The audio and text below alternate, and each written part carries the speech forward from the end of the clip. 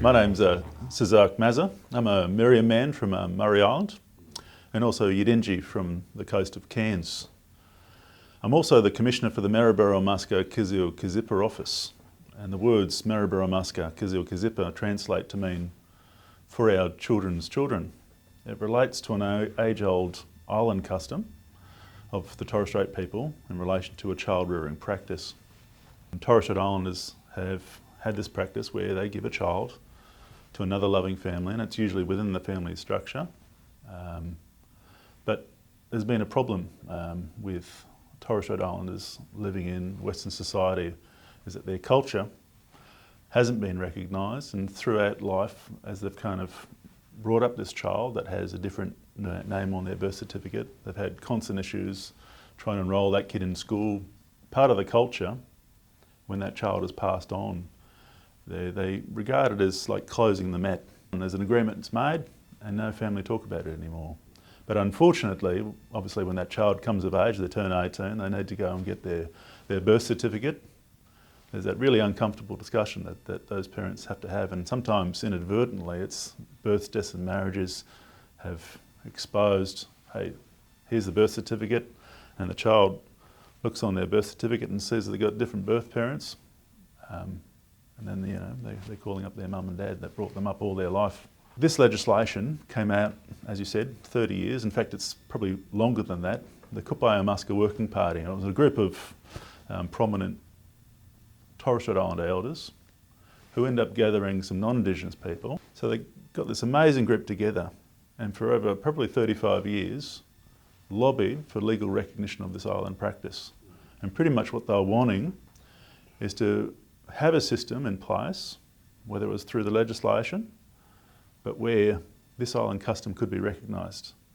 So some child living in their island custom could finally have their cultural identity marry up with their legal identity. And the best way that was going to be achieved was through changing the names on the birth certificate.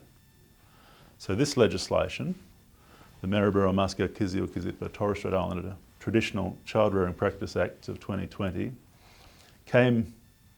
was passed in Parliament by the member for Cook, Cynthia Louis, a Torres Strait woman.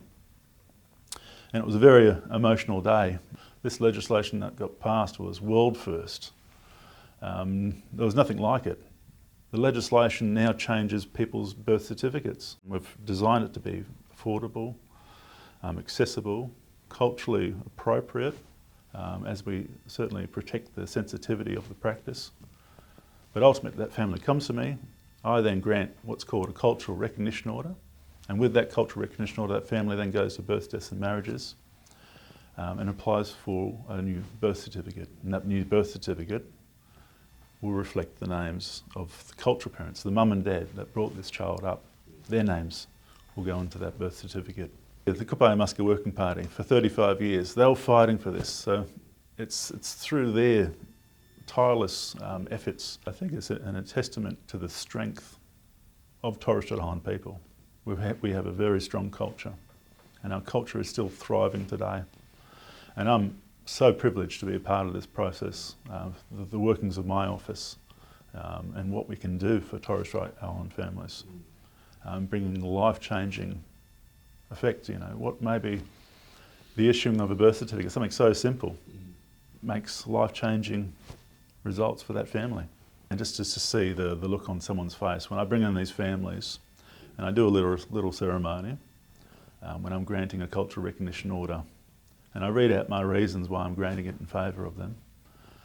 Just the tears of joy. I haven't seen one dry eye, because it is certainly life-changing and it's so emotional. Just the relief that I see flood over that family. Wanaka, she said, I've been hiding this birth certificate under the bed all my life, and my child's just about to turn 18. Now, with this new birth certificate, I can go and get it. I'm not going to hide it anymore.